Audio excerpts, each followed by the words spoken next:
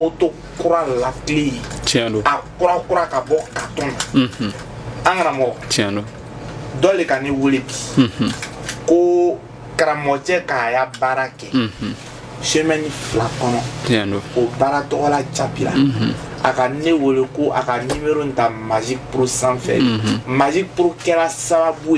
aka karamoje la soro mene karamo befo junior tiendo aka barake ayi semaine flakono o barato la jabila ma ni na fo barai aka ne wole sure na me moto kora la clé di ma o moto kora la clé frère foli ka nga di kramo befo junior tiendo o kamale nto dese ka to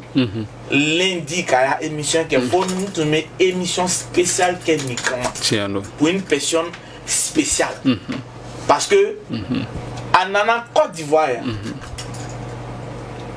hala te kalon kelemba mais mo min kan woli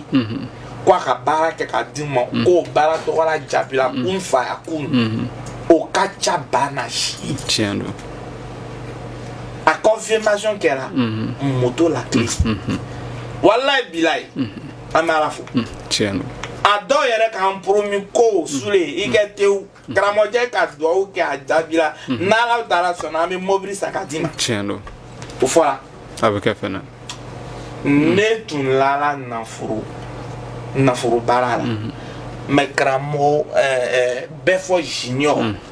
anana kana burufa nafuru barala jana cheu akabara ke yabe jabi kana sikawla ame foli dama gramo ki fo et quand bon c'est n'entend mana bikanke moto tige mi fo sabo il est savu à la moto sur adjarain foli kana ke adjarain